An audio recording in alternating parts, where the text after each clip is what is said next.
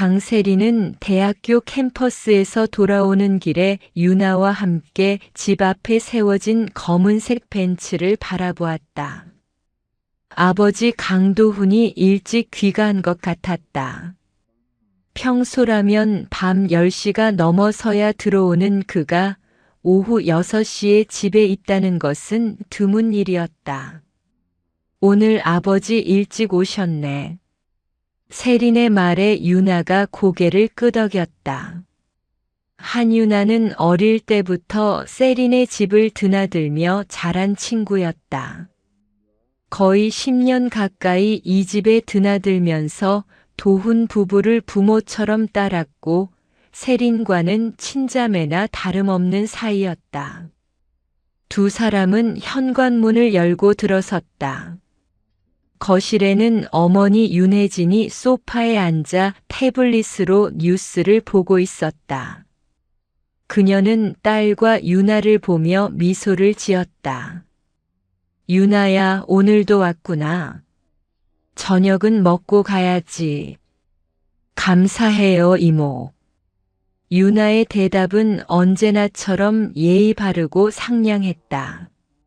세리는 그런 친구의 모습을 보며 흐뭇해했다.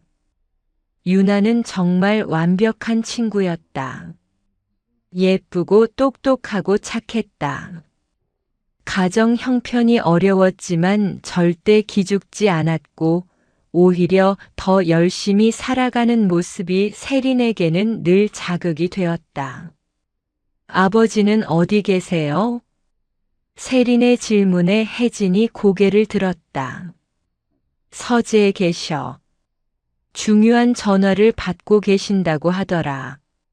세린은 유나의 손을 잡고 2층으로 올라갔다. 복도 끝에 있는 아버지의 서재 문이 살짝 열려 있었고 안에서 낮은 목소리가 들려왔다. 평소보다 부드러운 톤이었다. 세린은 아버지가 중요한 거래처와 통화 중인 것으로 생각하고 방해하지 않기로 했다. 내 방에서 과제하자. 두 사람은 세린의 방으로 들어가 대학 과제를 시작했다. 마케팅 수업의 팀 프로젝트였는데 다음 주까지 제출해야 하는 중요한 과제였다. 1시간 정도 지나자 유나가 화장실에 가고 싶다고 했다. 2층 화장실 써. 1층 것보다 깨끗해. 유나는 고개를 끄덕이고 방을 나갔다. 세리는 혼자 남아서 노트북으로 자료를 정리하고 있었다. 그런데 이상했다. 화장실은 복도 반대편에 있는데 유나의 발소리가 아버지 서재 쪽으로 향하고 있었다. 세리는 문을 살짝 열고 복도를 내다보았다. 유나가 서재 문 앞에 서 있었다. 그리고 문을 두드리지도 않고 그냥 들어가는 것이었다. 세리는 당황했다. 아무리 가족처럼 지낸다고 해도 아버지의 서재에 함부로 들어가는 것은 예의가 아니었다. 몇 분 후 유나가 돌아왔다. 그녀의 표정은 평소와 다름없었지만 왠지 입술이 더 붉어 보였다. 마치 방금 립스틱을 발랐거나 아니면 입술을 깨물었거나. 화장실 다녀왔어? 세린의 질문에 유나는 자연스럽게 고개를 끄덕였다. 응. 그런데 세린아, 나 오늘은 이만 가야겠어. 집에서 일찍 오라고 했어. 아, 그래? 저녁 먹고 가면 안 되나? 다음에. 오늘은 정말 일찍 가야 해. 유나는 서둘러 가방을 챙겼다.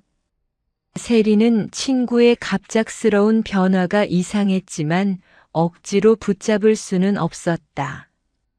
두 사람은 함께 1층으로 내려갔고 현관에서 유나를 배웅했다. 내일 학교에서 보자. 응, 그래.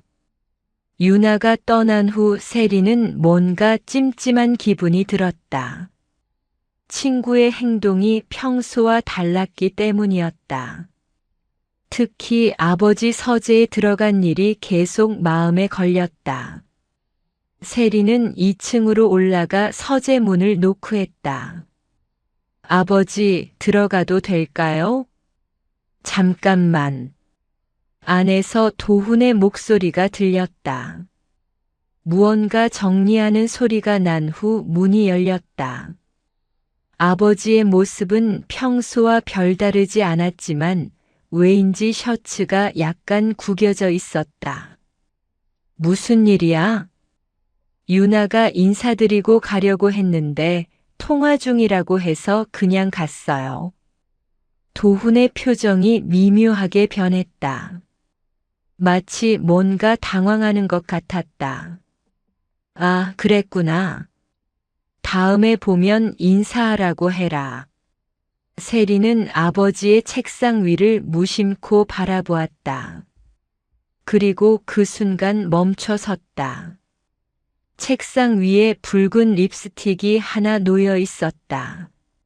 명품 브랜드의 립스틱이었는데 어머니가 사용하는 것과는 다른 브랜드였다.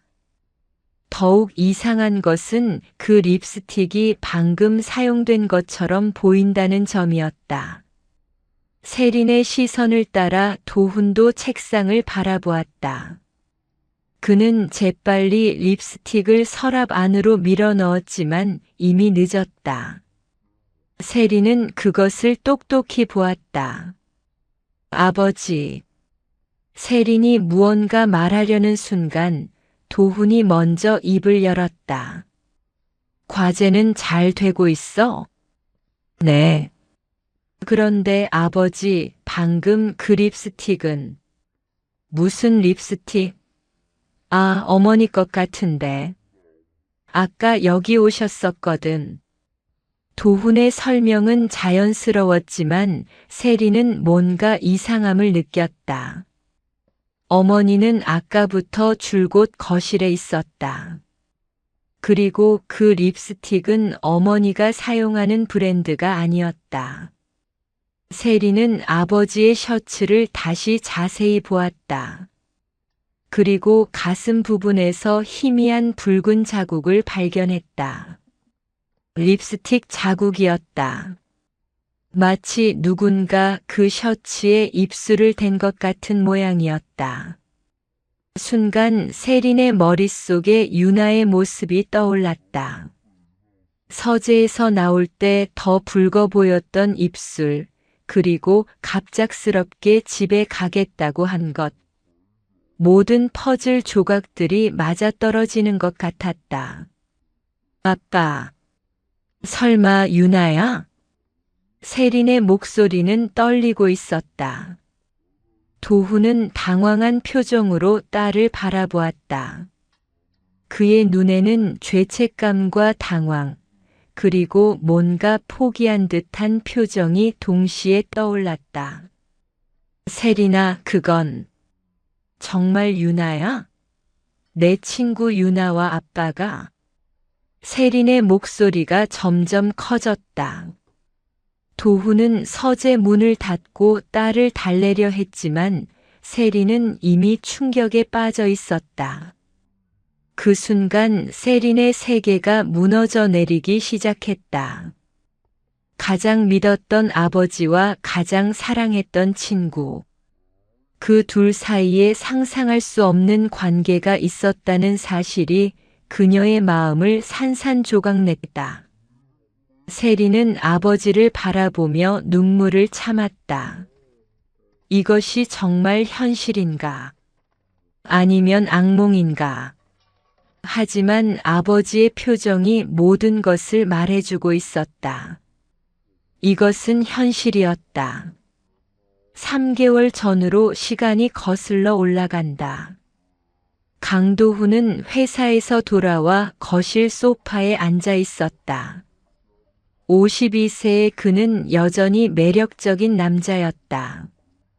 은색이 섞인 머리카락과 날카로운 턱선, 그리고 세월이 쌓아올린 카리스마는 그를 더욱 성숙한 매력으로 감쌌다. 하지만 그의 내면은 공허했다. 결혼 20년, 회사 경영 15년. 모든 것을 이루었지만 정작 그에게 남은 것은 권태로움뿐이었다. 아내 혜진과의 관계는 이미 오래전에 식어버렸고 이제는 서로를 배우자가 아닌 사업 파트너 정도로 여기고 있었다. 딸 세리는 대학생이 되어 집에 있는 시간도 줄어들었다. 그날도 평소와 다름없는 저녁이었다. 혜진은 사교 모임에 나가 있었고 도훈은 혼자 와인을 마시며 텔레비전을 보고 있었다. 그때 현관문이 열리는 소리가 들렸다. 세린이 돌아온 것 같았다. 아빠, 저 왔어요. 세린의 목소리와 함께 또 다른 목소리가 들렸다. 안녕하세요, 삼촌. 한유나였다.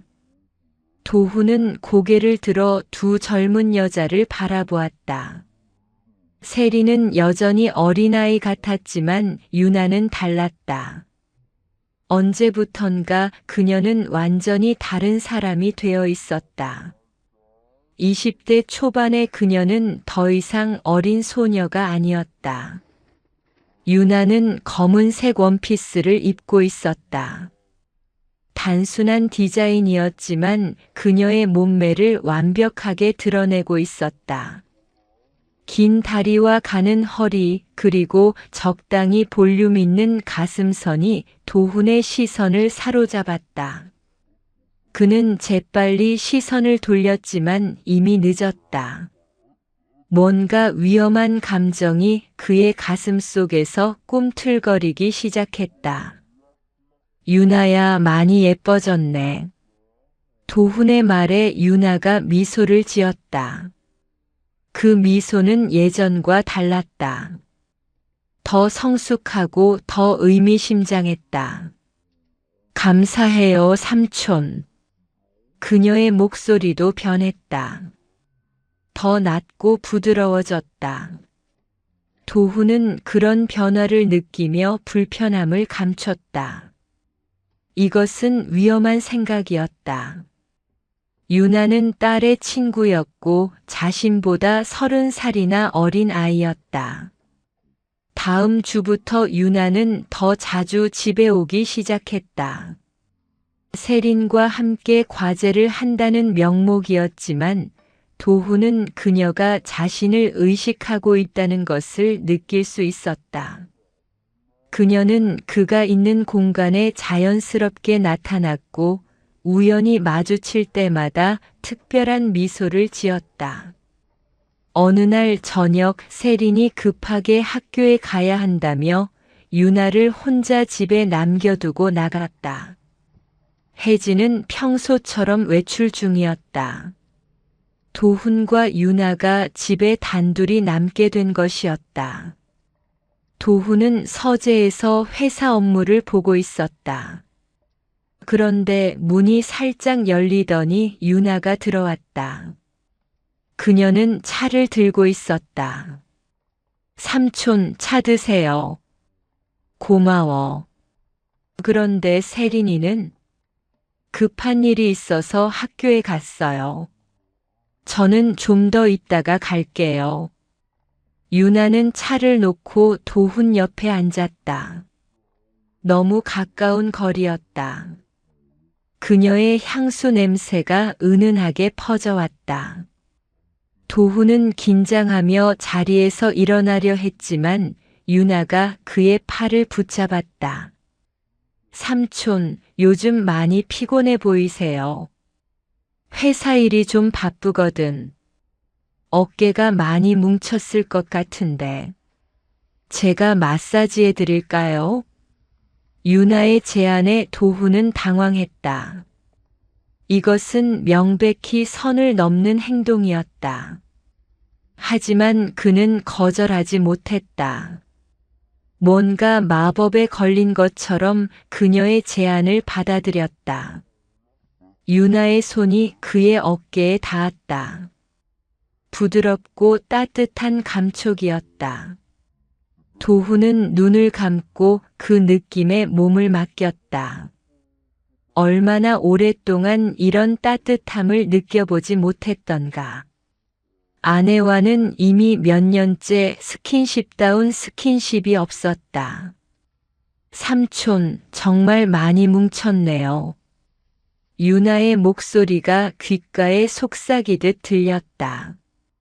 그녀는 점점 더 가까이 다가왔다. 도훈은 이것이 위험하다는 것을 알고 있었다.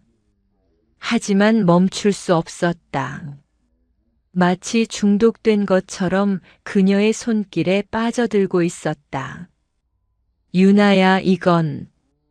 도훈이 뭔가 말하려던 순간 유나가 그의 등에 가슴을 밀착시켰다.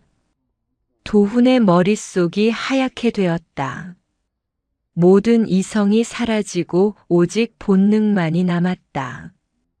삼촌이 너무 외로워 보여요. 유나의 말에 도훈은 돌아보았다. 그녀의 눈에는 유혹적인 빛이 흐르고 있었다. 이것은 더 이상 순진한 소녀의 눈이 아니었다. 자신이 무엇을 하고 있는지 정확히 아는 여자의 눈이었다. 유나야, 우리가 이러면 안 돼. 왜요? 삼촌도 원하고 있잖아요. 유나의 말이 맞았다. 도훈은 이 순간을 원하고 있었다. 아니, 갈망하고 있었다. 지난 몇 주 동안 그는 유나를 생각하며 밤잠을 설쳤다. 그녀의 미소, 그녀의 목소리, 그녀의 몸짓 하나하나가 그를 미치게 만들었다. 도훈은 천천히 유나의 얼굴에 손을 댔다. 그녀는 눈을 감고 그의 손길을 받아들였다. 부드러운 피부, 따뜻한 체온. 모든 것이 완벽했다. 이건 잘못된 일이야. 잘못된 일이 왜 이렇게 달콤한 거죠? 유나의 반문에 도훈은 더 이상 저항할 수 없었다. 그는 그녀를 끌어안았다. 30년의 나이 차이, 딸의 친구라는 사실, 기혼자라는 현실. 모든 것이 사라지고 오직 이 순간만이 존재했다. 두 사람의 입술이 만났다. 처음에는 조심스럽게, 그 다음에는 격렬하게. 도훈은 자신이 선을 넘고 있다는 것을 알고 있었다. 하지만 멈출 수 없었다. 이것은 운명이었다. 아니면 파멸의 시작이었다. 키스가 끝난 후 두 사람은 서로를 바라보았다.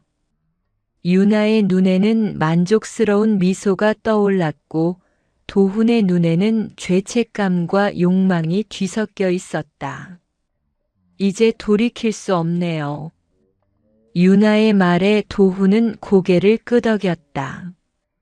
정말로 돌이킬 수 없었다. 그는 금단의 경계선을 넘어버린 것이다. 그리고 이것은 단지 시작일 뿐이었다. 그날 이후 강도훈의 일상은 완전히 바뀌었다.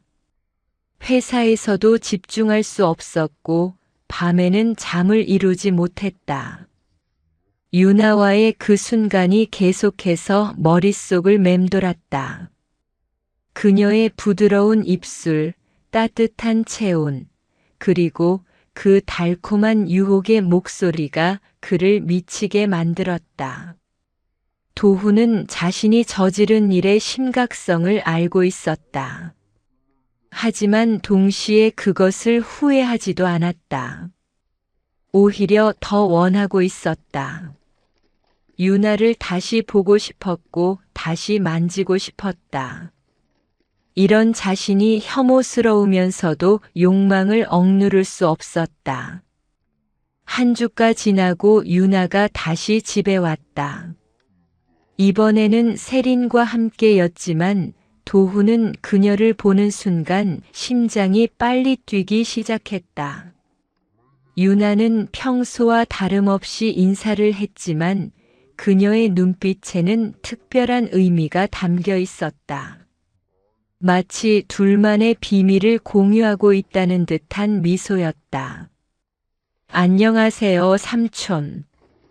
응, 안녕. 도훈의 목소리는 어색했다.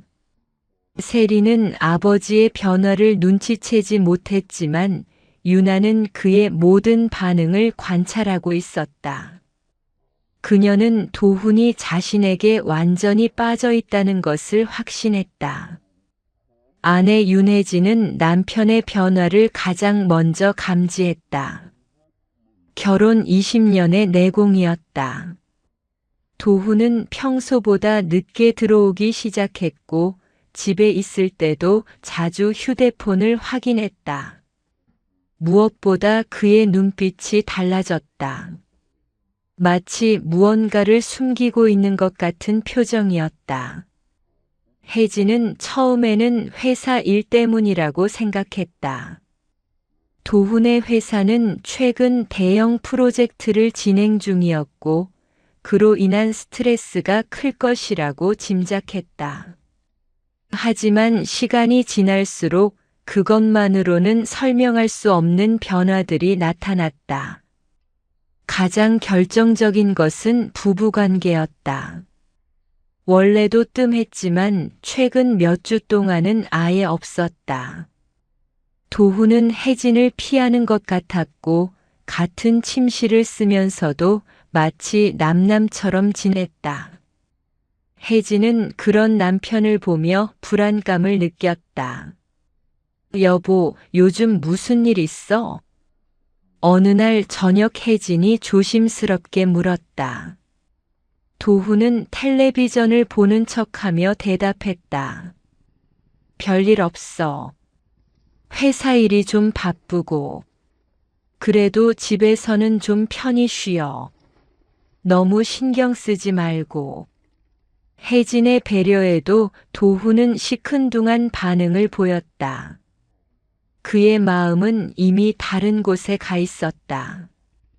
바로 유나에게.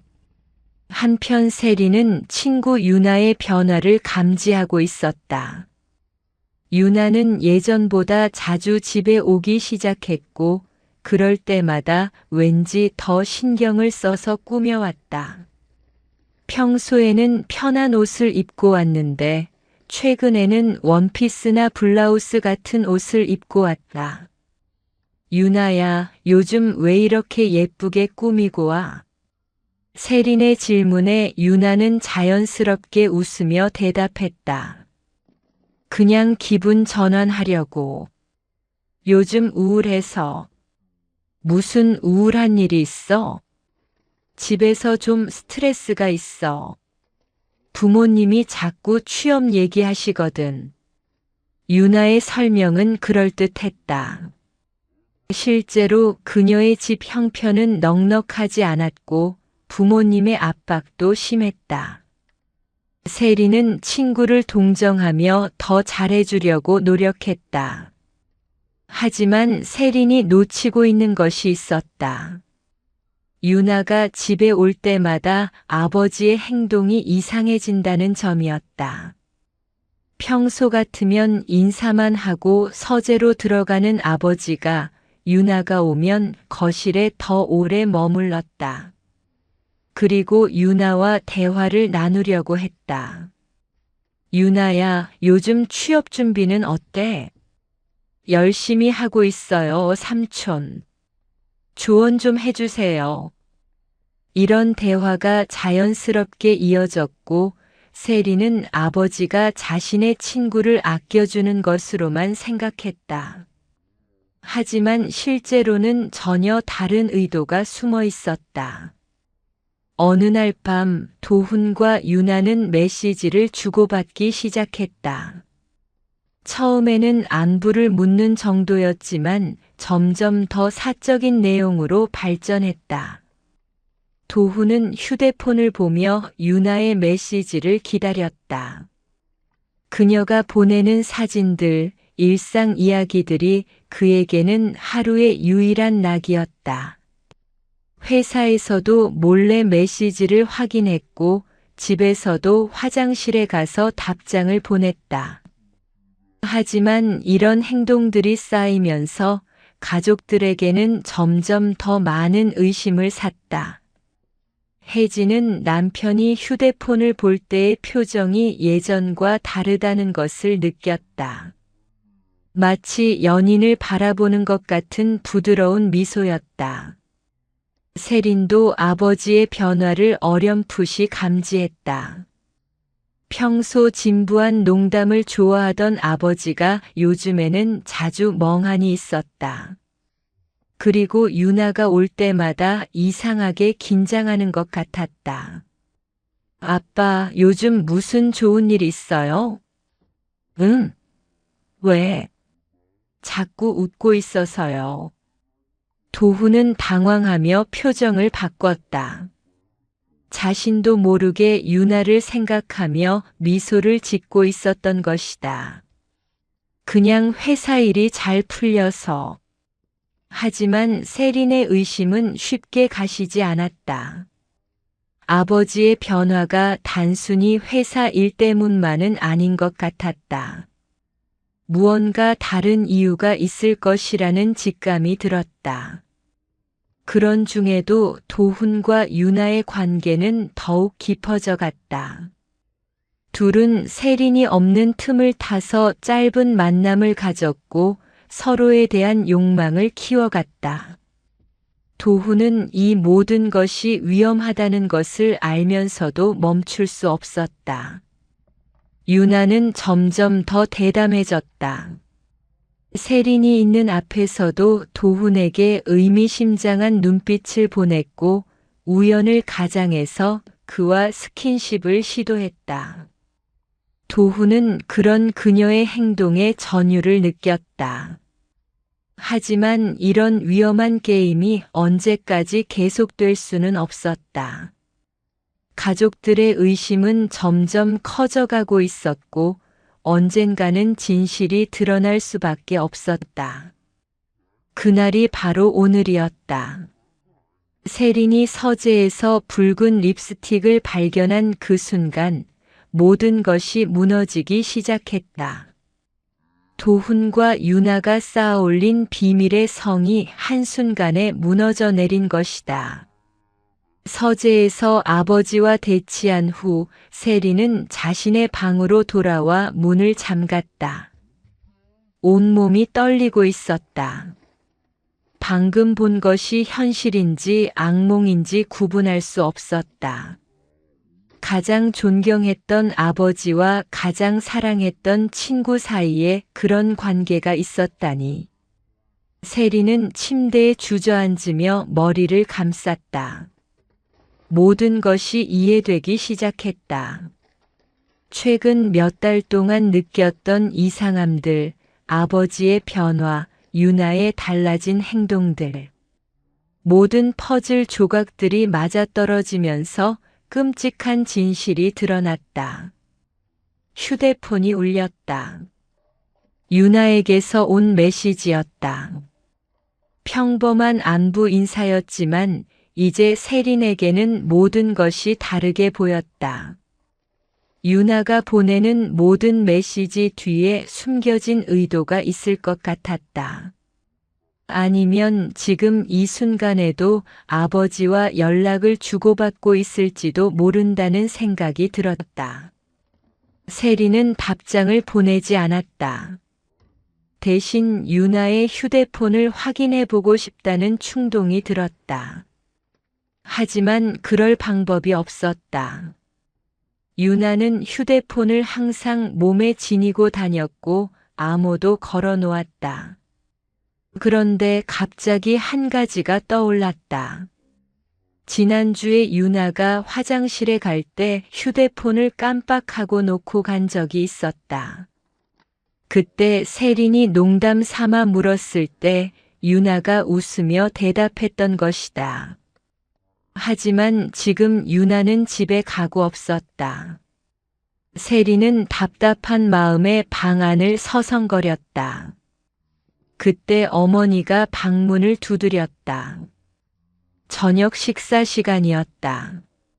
세리는 거울을 보며 표정을 정리했다. 가족들 앞에서는 아무렇지 않은 척해야 했다. 특히 아버지 앞에서는 더욱 그래야 했다. 식탁에서 가족들이 모였다. 아버지 도훈은 평소보다 조용했고 어머니 혜진은 무언가 신경 쓰이는 듯한 표정이었다. 세리는 아버지를 바라보며 복잡한 감정을 느꼈다. 불과 1시간 전까지만 해도 자랑스러워했던 아버지가 이제는 낯설어 보였다. 아버지의 질문에 세리는 최대한 자연스럽게 대답하려 했다. 하지만 목소리가 평소와 달랐고 아버지의 거짓말을 알 수 있었다. 그의 목소리에는 죄책감이 배어 있었고 눈빛은 불안해 보였다. 저녁 식사 후 세리는 다시 자신의 방으로 올라갔다. 그리고 계획을 세우기 시작했다. 아버지와 유나의 관계를 확실히 확인할 방법을 찾아야 했다. 단순한 의심만으로는 충분하지 않았다. 결정적인 증거가 필요했다. 다음 날 오후 기회가 왔다. 유나가 과제를 하러 집에 왔는데 세린이 급하게 도서관에 가야 할 일이 생겼다. 중요한 자료를 빌려야 했는데 도서관 문이 곧 닫힐 예정이었다. 세린은 유나에게 미안하다며 먼저 가겠다고 했다. 유나는 이해한다며 집에서 과제를 마저 하겠다고 했다. 세리는 집을 나서는 척하며 주차장에 숨었다. 30분 정도 기다린 후 다시 집으로 들어갔다. 조심스럽게 현관문을 열고 안으로 들어가니 집안이 조용했다. 하지만 완전히 조용한 것은 아니었다. 2층에서 희미한 목소리가 들렸다. 세리는 2층으로 올라가며 발소리를 죽였다. 자신의 방문이 열려 있었지만 안에는 아무도 없었다. 유나가 어디 갔을까 하며 복도를 둘러보니 아버지 서재에서 희미한 목소리가 들렸다. 세리는 가슴이 뛰기 시작했다. 서재 문 앞으로 조심스럽게 다가가 귀를 기울였다. 안에서는 분명히 두 사람의 목소리가 들렸다. 아버지와 유나의 목소리였다. 평소보다 더 부드럽고 친밀한 톤이었다. 세리는 휴대폰을 꺼내 녹음 기능을 켰다. 유나의 목소리가 들렸다. 평소와는 완전히 다른 애교가 섞인 목소리였다. 그리고 아버지의 대답을 들은 순간 세린의 온몸에 소름이 돋았다. 정말로 아버지와 유나가 그런 관계였던 것이다. 두 사람의 대화는 점점 더 친밀해졌다. 서로에 대한 애정 표현과 함께 다음 만남에 대한 계획까지 논의하고 있었다. 세리는 모든 것을 녹음하며 분노로 온몸이 떨렸다. 가장 믿었던 사람들에게 완전히 배신당한 기분이었다. 30분 정도 지난 후 세리는 조용히 집을 나섰다. 그리고 진짜로 도서관에 갔다. 하지만 책을 읽을 수 있는 상태가 아니었다. 온통 방금 들은 대화만 머릿속을 맴돌았다. 아버지의 목소리, 유나의 웃음소리, 그리고 그들이 나눈 약속들이 계속 귀에 맴돌았다. 1시간 후 집에 돌아왔을 때 유나는 세린의 방에서 과제를 하고 있었다. 평소와 다름없는 모습이었지만 세린에게는 모든 것이 연기처럼 보였다. 유나의 미소도 친근한 말투도 모든 것이 가짜 같았다. 유나가 화장실에 간 사이 세리는 재빨리 유나의 휴대폰을 확인했다. 아모는 역시 유나의 생일이었다. 화면을 켜자 아버지에게서 온 메시지가 보였다. 내용은 오늘의 만남에 대한 감사 인사와 다음 약속에 대한 것이었다. 세리는 대화 내역을 위로 올려보며 더 많은 메시지들을 확인했다. 몇 주 전부터 시작된 것 같았다. 처음에는 단순한 안부 인사였지만 점점 더 친밀한 내용으로 발전했다. 서로를 그리워한다는 메시지, 만나고 싶다는 메시지, 그리고 세린 몰래 만나자는 약속들까지. 세린은 휴대폰을 보며 온몸이 떨렸다. 더 이상 의심할 여지가 없었다. 친구와 아버지가 정말로 불륜 관계에 있었던 것이다.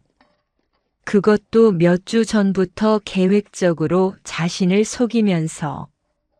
유나가 화장실에서 나와 걱정스러운 표정으로 세린을 바라보았다. 세린의 얼굴이 창백해져 있었기 때문이었다. 하지만 세린은 최대한 자연스럽게 행동하려 했다. 아직 어떻게 대처할지 결정하지 못한 상태였다. 그날 밤 유나가 집에 간 후 세린은 혼자 방에서 울었다.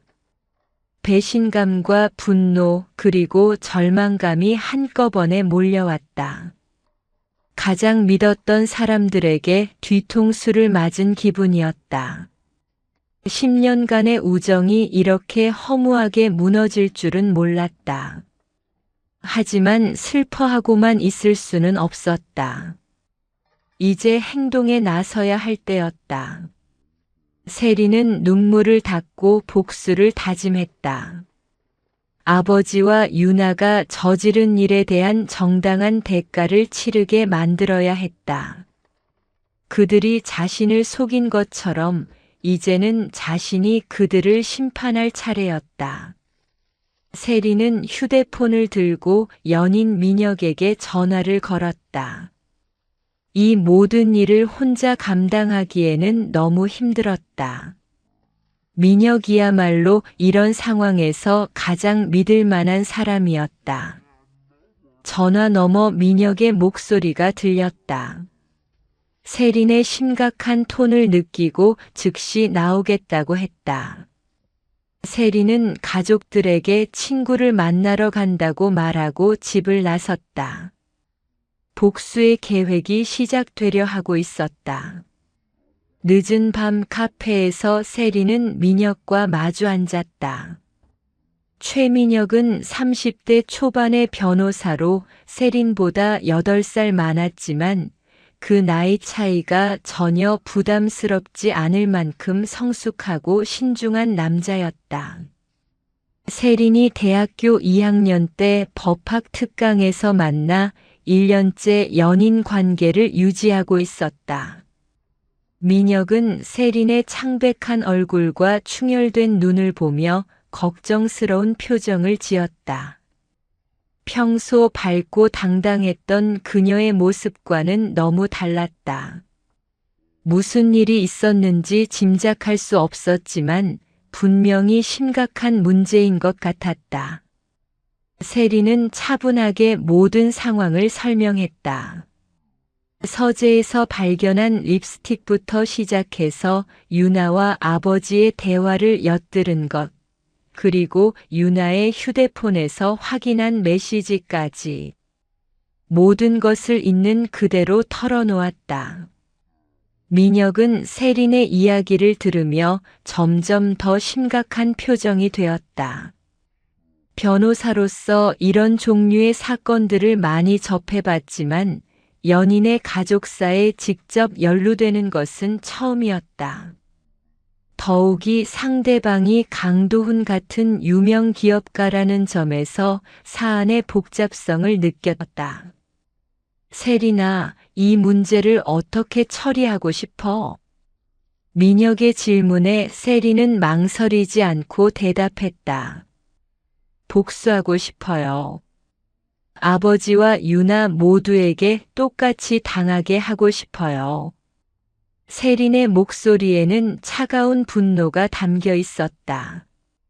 민혁은 그런 그녀의 모습에서 평소 보지 못했던 냉혹함을 느꼈다. 배신당한 사람만이 가질 수 있는 그런 차가운 분노였다. 민혁은 신중하게 선택지들을 검토했다. 법적으로 접근할 수도 있었지만 그럴 경우 세린의 가정이 완전히 파탄날 가능성이 높았다.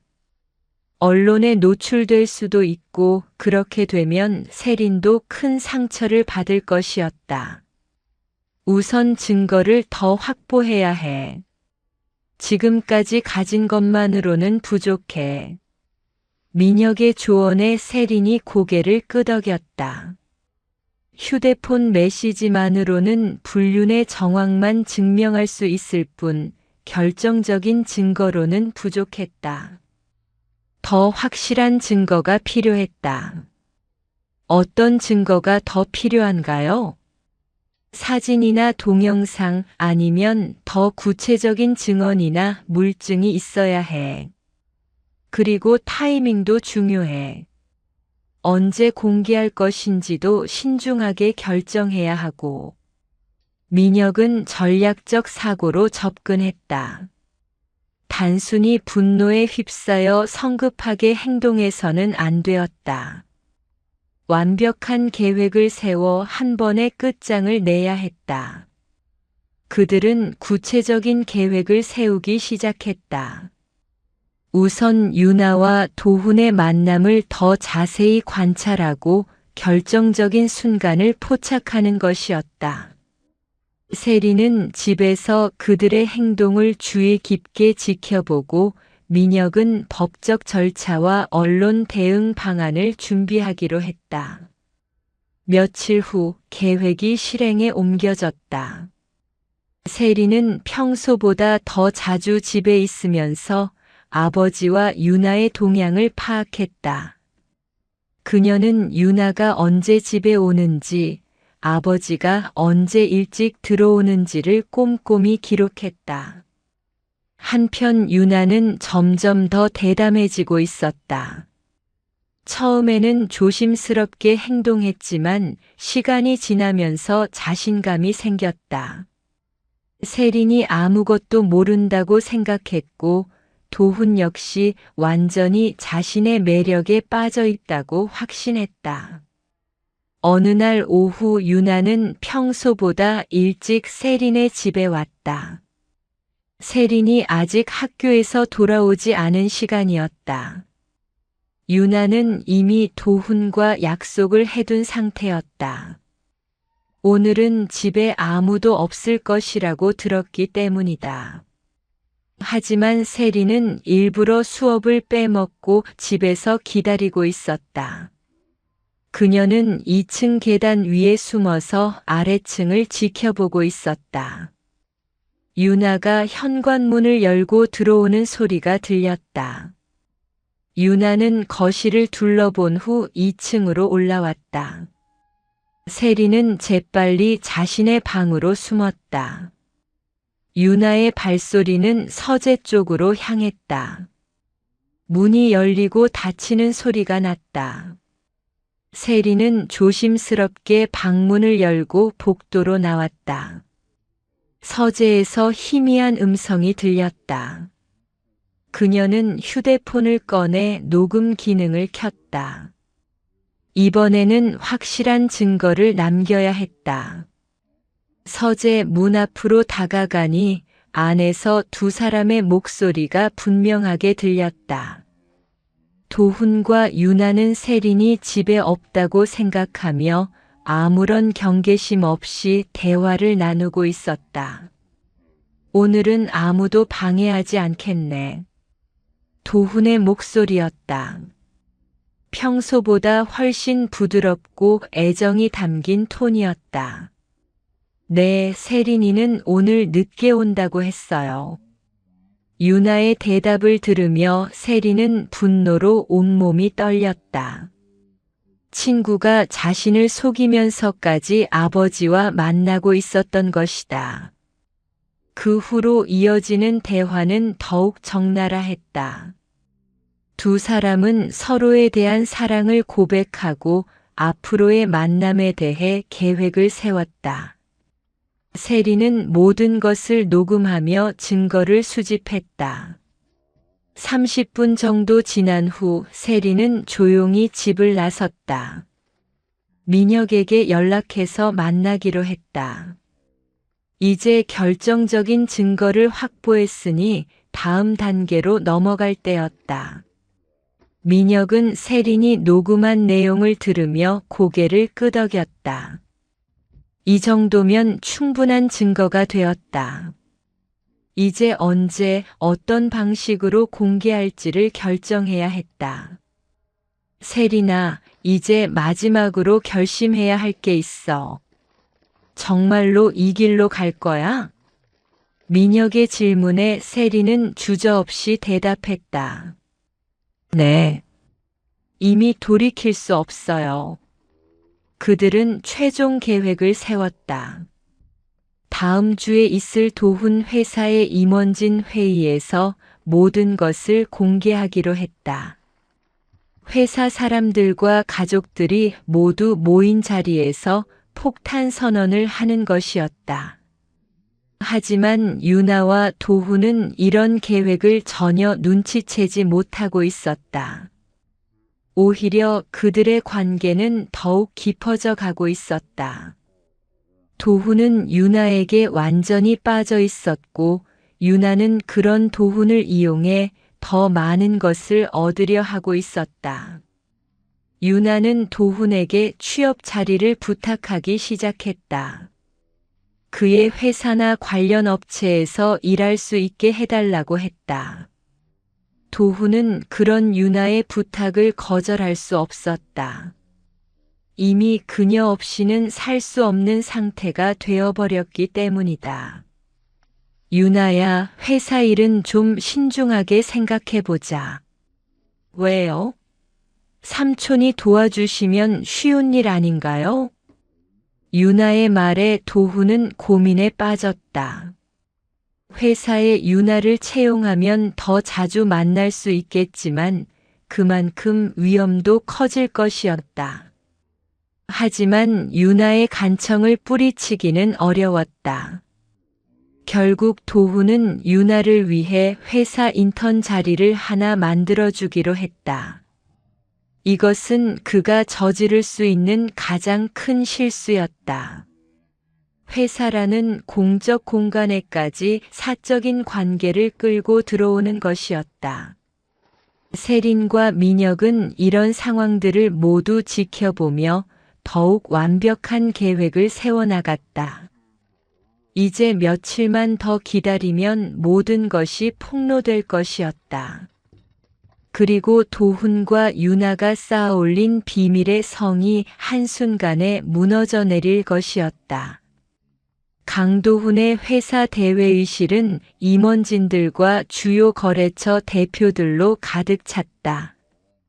분기별 성과 발표회의자, 신규 사업 계획을 논의하는 중요한 자리였다. 도훈은 정장을 말끔히 차려입고 회의를 주재하고 있었다. 그의 표정은 평소처럼 자신감에 차 있었지만 마음 한편으로는 불안감이 스며들고 있었다. 최근 며칠 동안 세린의 태도가 이상했다. 평소보다 말수가 적어졌고 자신을 바라보는 눈빛도 예전과 달랐다. 마치 무언가를 의심하고 있는 것 같은 느낌이었다. 하지만 도훈은 그것을 단순한 기분 탓으로 여기며 넘어갔다. 회의가 한창 진행되고 있을 때 회의실 문이 열렸다. 세린이 들어온 것이었다. 참석자들은 도훈의 딸이 갑자기 나타난 것을 의아해했다. 도훈도 당황스러운 표정으로 딸을 바라보았다. 세리나, 무슨 일이야? 세리는 아버지를 똑바로 바라보며 차분하게 말했다. 아버지, 중요한 얘기가 있어서 왔어요. 지금은 회의 중인데. 바로 그래서 지금 해야 하는 얘기예요. 세린의 단호한 목소리에 도훈은 불안감을 느꼈다. 무언가 좋지 않은 일이 벌어질 것 같은 예감이 들었다. 하지만 이미 늦었다. 세린은 이미 행동에 나선 상태였다. 세린은 가방에서 태블릿을 꺼내 회의실 중앙 테이블에 놓았다. 그리고 참석자들을 둘러보며 말했다. 여러분께 저희 아버지의 진짜 모습을 보여드리고 싶어요.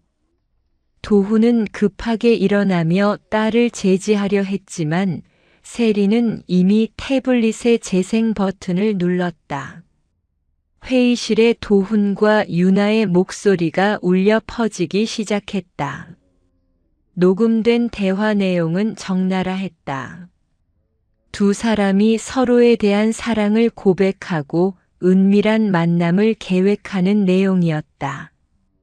특히 도훈이 유나를 내 여자라고 부르며 애정을 표현하는 부분에서는 회의실 안이 완전히 조용해졌다. 참석자들의 표정이 점점 경직되어 갔다. 존경받는 기업가로 알려진 강도훈이 젊은 여자와 불륜을 저지르고 있다는 사실이 생생하게 드러나고 있었다. 더욱 충격적인 것은 그 상대가 자신의 딸 친구라는 점이었다. 이 녹음은 지난주에 저희 집 서재에서 제가 직접 녹음한 것입니다. 세린의 설명에 회의실 안이 술렁이기 시작했다. 임원들은 서로 눈빛을 주고받으며 당황해했고 거래처 대표들은 어떻게 반응해야 할지 몰라 했다. 도훈은 창백한 얼굴로 딸을 바라보았다. 그는 이 순간이 자신의 인생에서 가장 끔찍한 순간이라는 것을 깨달았다. 모든 것이 무너져 내리고 있었다. 세린아, 그만해. 아직 끝나지 않았어요. 세린은 두 번째 파일을 재생했다. 이번에는 유나가 도훈에게 회사 취업을 부탁하는 내용이었다. 그리고 도훈이 그 부탁을 들어주겠다고 약속하는 대화까지 포함되어 있었다. 아버지는 개인적인 관계를 이용해서 회사 인사에 개입하려 했습니다. 이것은 명백한 사익 추구 행위입니다. 세린의 폭로에 임원들의 표정이 더욱 심각해졌다. 단순한 불륜 스캔들이 아니라 회사 경영에까지 영향을 미칠 수 있는 문제였다. 주주들과 거래처들의 신뢰를 완전히 잃을 수 있는 상황이었다. 회의실 문이 다시 열리며 윤혜진이 들어왔다. 그녀는 세린에게서 미리 연락을 받고 온 것이었다. 혜진의 얼굴은 차가웠다. 이미 모든 사실을 알고 있는 상태였다. 여러분, 죄송합니다. 저희 가정사로 인해 회사에 피해를 끼쳐드려서. 혜진의 정중한 사과에도 불구하고 분위기는 냉랭했다. 참석자들은 어떻게 반응해야 할지 몰라 하며 서로를 바라보았다. 도훈 씨, 이 문제에 대해 어떻게 해명하시겠습니까? 한 임원이 조심스럽게 물었다. 도훈은 한동안 말을 하지 못했다. 변명할 수 있는 여지가 전혀 없었다. 모든 증거가 명확했고 부인할 수도 없는 상황이었다. 죄송합니다. 도훈의 작은 사과만이 회의실에 울려 퍼졌다. 그것은 모든 것을 인정하는 것과 같았다. 참석자들은 더 이상 할 말이 없다는 듯 침묵했다. 회의는 그렇게 끝났다. 참석자들은 하나둘 자리를 떠나기 시작했다. 그들의 표정에는 실망과 경멸이 섞여 있었다. 존경받던 기업가가 한순간에 추락하는 모습을 목격한 것이었다. 도훈은 빈 회의실에 혼자 남겨졌다. 세린과 혜진도 이미 떠난 상태였다.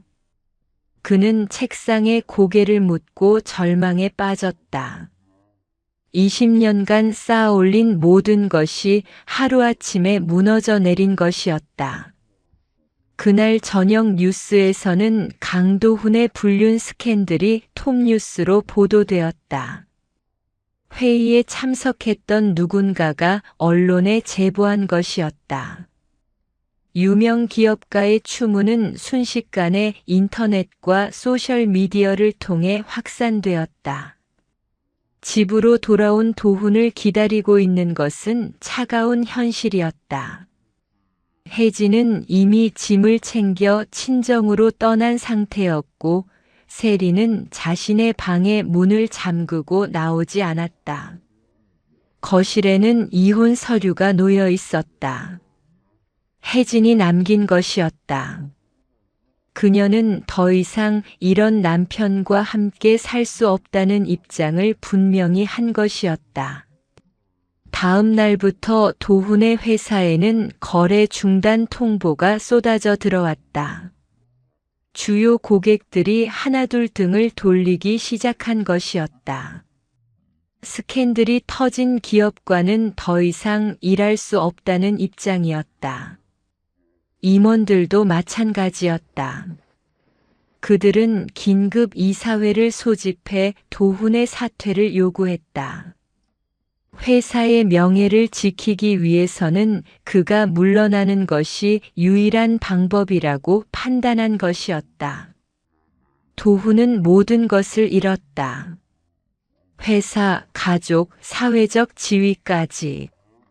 유나와의 달콤한 순간들을 위해 치른 대가는 너무나 컸다. 그는 이제야 자신이 얼마나 어리석은 선택을 했는지 깨달았다. 한편 유나는 스캔들이 터지자마자 연락을 끊어버렸다. 도훈이 아무리 전화해도 받지 않았고 문자도 읽지 않았다. 그녀는 이미 다른 곳으로 도망간 것 같았다. 세리는 그 모든 과정을 지켜보며 복잡한 감정을 느꼈다. 복수는 성공했지만 동시에 자신의 가족도 파괴되었다. 하지만 후회는 없었다. 아버지와 유나가 저지른 일에 대한 정당한 대가였다. 이제 내 아버지는 끝났어. 세린의 차가운 말이 빈 집안에 울려 퍼졌다. 스캔들이 터진 지 일주일이 지났다. 강도훈은 회사에서 사퇴했고 집에서도 완전히 고립된 상태였다. 혜진은 이혼 절차를 밟고 있었고 세리는 여전히 아버지와 말을 섞지 않았다. 한때 성공한 기업가였던 그는 이제 빈집에서 혼자 술로 세월을 보내고 있었다. 도훈의 얼굴은 지난 일주일 동안 완전히 변해 있었다. 수염은 거칠게 자라 있었고 눈은 충혈되어 있었다. 정장 대신 구겨진 잠옷을 입고 소파에 누워있는 모습은 과거의 카리스마 넘치던 모습과는 완전히 달랐다. 그는 자신이 저지른 일의 결과를 온몸으로 받아들이고 있었다. 언론의 관심도 여전했다. 집 앞에는 기자들이 상주하고 있었고 인터넷에는 관련 기사들이 계속 쏟아져 나왔다. 특히 딸이 폭로한 아버지의 불륜이라는 제목의 기사들이 화제가 되면서 세린에게도 많은 관심이 쏠렸다.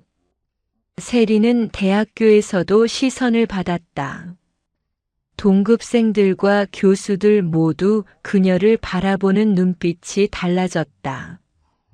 동정 어린 시선도 있었지만 호기심 가득한 시선도 적지 않았다. 그녀는 그런 시선들을 견디며 일상을 유지하려 노력했다. 민혁은 그런 세린을 계속 지켜보며 지원했다. 변호사로서 언론 대응과 법적 문제들을 처리해 주었고, 연인으로서 정신적 지지를 아끼지 않았다. 하지만 세린의 마음 깊은 곳에 있는 상처까지는 어쩔 수 없었다. 그날 저녁 세린은 마침내 아버지와 대화하기로 결심했다. 일주일 동안 피해왔지만 이제는 마주해야 할 때가 되었다고 생각했다. 그녀는 거실로 내려가 소파에 누워있는 아버지를 바라보았다. 도훈은 딸의 발소리를 듣고 고개를 들었다. 세린의 차가운 눈빛과 마주치자 그는 몸을 일으켜 앉았다. 술 냄새가 거실에 진동했고 그의 손은 미세하게 떨리고 있었다. 세린아. 도훈의 목소리는 쉬어 있었다. 일주일 동안 제대로 말을 해본 적이 없었기 때문이었다. 세린은 아버지 맞은편 의자에 앉으며 차갑게 말했다. 이야기해요. 세린의 단호한 말에 도훈은 어디서부터 시작해야 할지 몰랐다. 사과를 해야 할지, 변명을 해야 할지, 아니면 그냥 침묵을 지켜야 할지 판단이 서지 않았다. 미안하다, 세린아. 정말 미안해. 미안하다고요? 그게 다예요? 세린의 차가운 반응에 도훈은 더욱 위축되었다. 그는 딸의 눈에서 예전의 따뜻함을 전혀 찾을 수 없었다. 대신 자신을 바라보는 시선이 마치 타인을 보는 것 같았다. 내가 나를 어떻게 생각하든 상관없어. 하지만 유나 얘기는 하지 마세요. 세린이 아버지의 말을 잘랐다. 유나의 이름만 들어도 분노가 치밀었다. 가장 친한 친구였던 그 소녀가 자신을 배신하고 아버지를 유혹했다는 사실이 여전히 받아들여지지 않았다. 도훈은 딸의 분노를 감지하고 말을 바꿨다. 세린아, 아빠가 정말 잘못했어. 변명의 여지가 없어. 잘못했다는 건 아시는군요. 세린의 비꼬는 말투에 도훈은 고개를 떨어뜨렸다. 그는 자신이 저지른 일이 얼마나 파괴적인 결과를 가져왔는지 이제야 완전히 깨닫고 있었다. 내가 내 친구를 더럽혔어. 내가 가장 소중하게 여겼던 친구를. 세린의 목소리에는 깊은 상처가 담겨 있었다. 아버지에 대한 실망보다도 유나에 대한 배신감이 더 컸다. 10년 가까이 자매처럼 지낸 친구가 이런 일을 저질렀다는 것이 믿어지지 않았다. 유나도 어린애야. 그 애한테 책임을 묻기에는. 어린애라고요? 20살이면 자신이 뭘 하는지 아는 나이예요. 세린의 반박에 도훈은 할 말을 잃었다.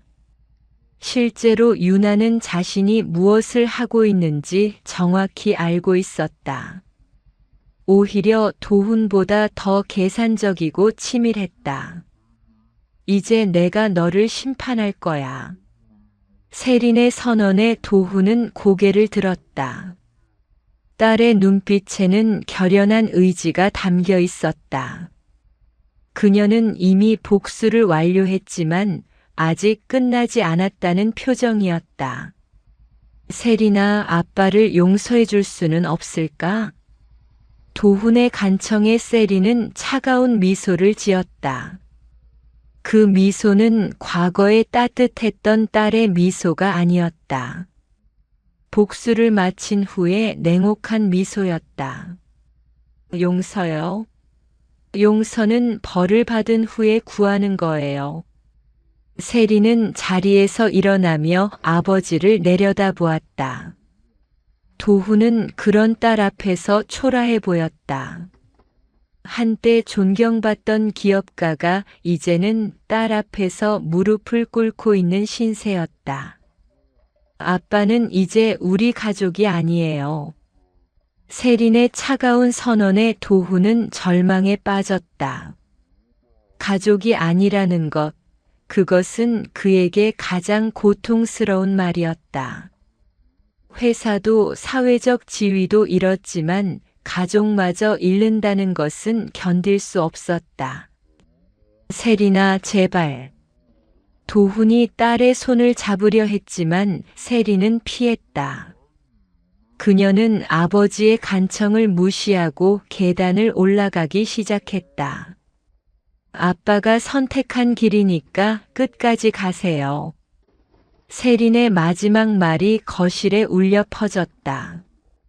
도훈은 그 자리에 주저앉으며 오열했다. 자신이 저지른 일의 결과가 이렇게 참혹할 줄은 몰랐다. 세린은 자신의 방으로 돌아가 문을 잠갔다. 그녀도 마음이 편하지만은 않았다. 아무리 아버지가 잘못했다고 해도 20년 넘게 사랑받으며 자란 아버지였다. 하지만 이미 선을 넘어버린 상황에서 되돌릴 수는 없었다. 민혁에게서 문자가 왔다. 내일 유나의 소재를 확인했으니 만나자는 내용이었다. 세리는 그 문자를 보며 마지막 복수를 준비했다. 아버지는 이미 충분히 벌을 받았지만 유나는 아직이었다. 그날 밤 도훈은 거실에서 밤을 새웠다. 딸과의 대화가 계속 머릿속을 맴돌았다. 그는 이제야 자신이 얼마나 큰 실수를 저질렀는지 완전히 깨달았다. 하지만 이미 돌이킬 수 없는 상황이었다. 새벽이 되어서야 도훈은 자신의 방으로 올라갔다. 그곳에는 아내가 두고 간 이혼 서류가 여전히 놓여 있었다. 그는 그 서류를 바라보며 모든 것이 끝났다는 것을 실감했다.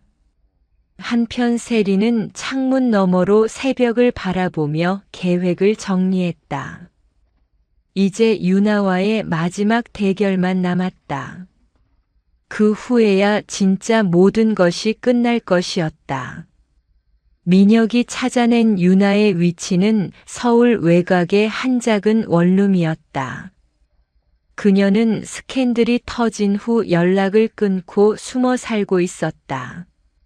민혁의 조사에 따르면 유나는 부모에게도 연락하지 않은 채 완전히 자취를 감춘 상태였다.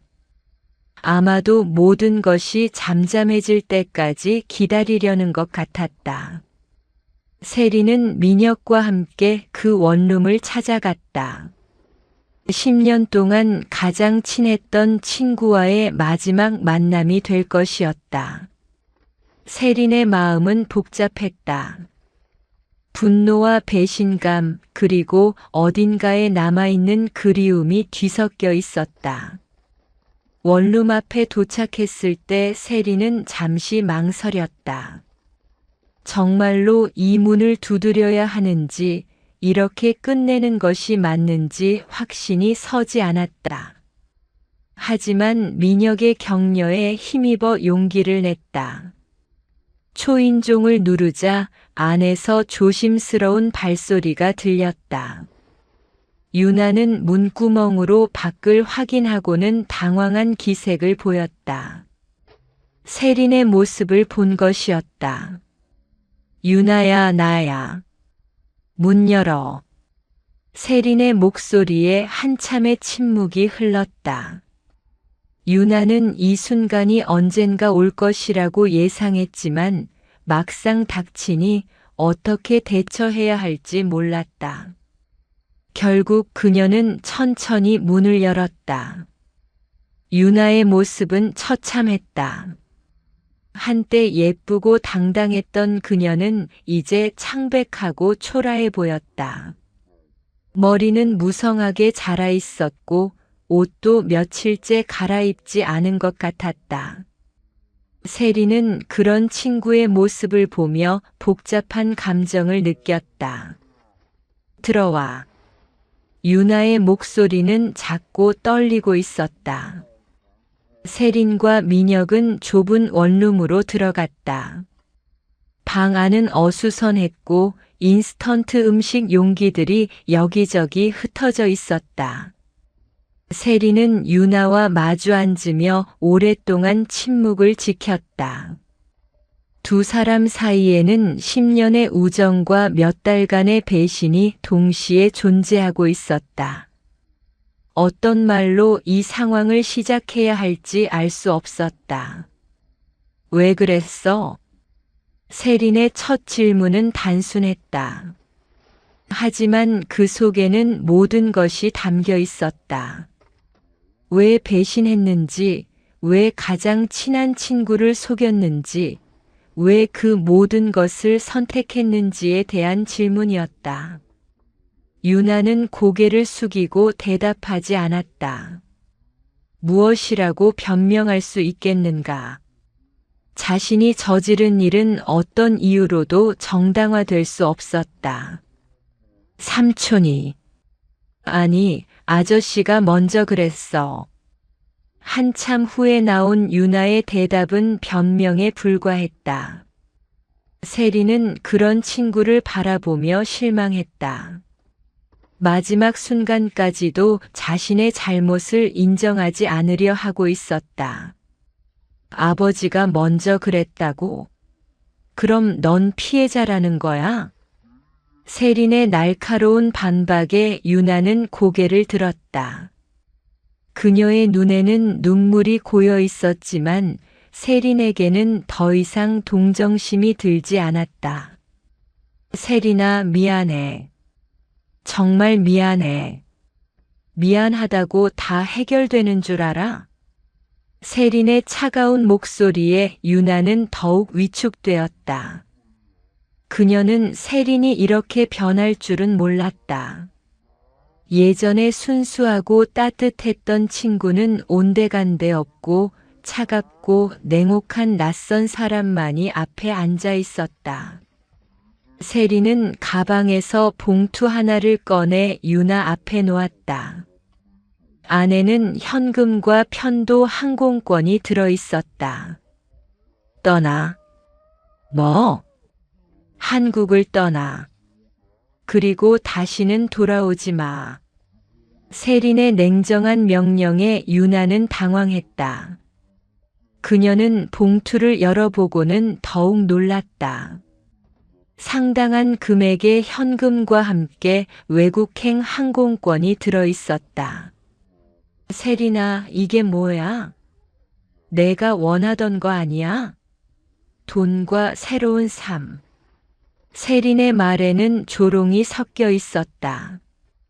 유나가 아버지와 관계를 가진 이유 중 하나가 경제적 이득 때문이라는 것을 알고 있었다. 난 그런 게 아니야. 그럼 뭐야? 사랑이었다고? 50대 아저씨와 20대 여자 사이의 사랑? 세린의 비웃음에 유나는 할 말을 잃었다. 실제로 그녀가 도훈에게 느꼈던 감정이 순수한 사랑이었는지 자신도 확신할 수 없었다. 민혁이 조심스럽게 입을 열었다. 유나 씨, 세린이 말이 맞아요. 지금 상황에서는 떠나는 게 최선입니다. 변호사인 민혁의 조언은 현실적이었다. 유나가 한국에 남아있다면 계속해서 언론의 관심을 받을 것이고 정상적인 생활은 불가능할 것이었다. 유나는 봉투를 바라보며 오랫동안 고민했다. 이것을 받아들이는 것은 모든 것을 포기하는 것과 같았다. 하지만 다른 선택의 여지가 있는지도 의문이었다. 이건 동정이야? 동정이 아니야. 마지막 정리야. 세린의 대답은 명확했다. 이것은 친구에 대한 배려가 아니라 과거를 완전히 끝내기 위한 조치였다. 유나는 결국 봉투를 집어들었다. 그녀에게는 정말로 다른 선택이 없었다. 한국에 남아있어 봐야 할 수 있는 일이 없었고 가족들도 등을 돌린 상태였다. 세린아, 마지막으로 한 가지만 말할게. 유나가 조심스럽게 입을 열었다. 삼촌을, 아저씨를 정말 사랑했어. 내가 믿지 않겠지만. 그 말을 들은 세린은 차가운 미소를 지었다. 그래. 그 사랑 때문에 모든 게 망가졌지. 세린은 자리에서 일어나며 마지막으로 유나를 바라보았다. 10년간의 우정이 이렇게 끝나는 것이 아쉽기도 했지만 이미 돌이킬 수 없는 상황이었다. 잘 살아. 그것이 세린이 유나에게 한 마지막 말이었다. 두 사람은 원룸을 나서며 뒤를 돌아보지 않았다. 일주일 후 유나는 정말로 한국을 떠났다. 그녀가 어디로 갔는지는 아무도 몰랐다. 다만 그녀의 휴대폰은 더 이상 연결되지 않았고 SNS 계정들도 모두 삭제되었다. 도훈은 유나가 떠났다는 소식을 들었지만 아무런 반응을 보이지 않았다. 그는 이미 모든 것을 체념한 상태였다. 회사도 가족도 그리고 유나까지 모두 잃은 그에게는 더 이상 집착할 것이 없었다. 세린은 대학을 마치고 해외로 유학을 떠날 계획을 세웠다. 한국에서의 모든 기억을 뒤로하고 새로운 시작을 하고 싶었다. 민혁은 그런 그녀의 결정을 지지했고 함께 가겠다고 제안했다. 어느 날 저녁 세린은 빈집의 거울 앞에 섰다. 거울 속에는 예전과는 완전히 다른 자신이 비춰지고 있었다. 복수를 마친 후의 자신은 더 이상 순수한 소녀가 아니었다. 차갑고 냉정한 여자가 되어 있었다. 거울 속에서 아버지의 모습이 겹쳐 보였다. 순간 세린은 소름이 돋았다. 자신이 아버지를 심판하면서 아버지와 닮아가고 있는 것은 아닐까 하는 생각이 들었다. 하지만 이미 늦었다. 금단의 경계선을 넘은 것은 아버지뿐만이 아니었다. 세린도 복수라는 또 다른 경계선을 넘어버렸다. 그리고 그 결과는 돌이킬 수 없었다. 깨진 거울 조각들이 바닥에 흩어져 있었다. 그 속에 부녀의 얼굴이 파편처럼 흩어져 보였다. 세린은 그 모습을 보며 모든 것이 끝났음을 실감했다. 화면이 천천히 암전되며 금단의 경계선을 넘은 모든 이들의 이야기가 막을 내렸다. 이야기가 재미있었다면 구독과 좋아요 눌러주시고 댓글도 부탁드립니다.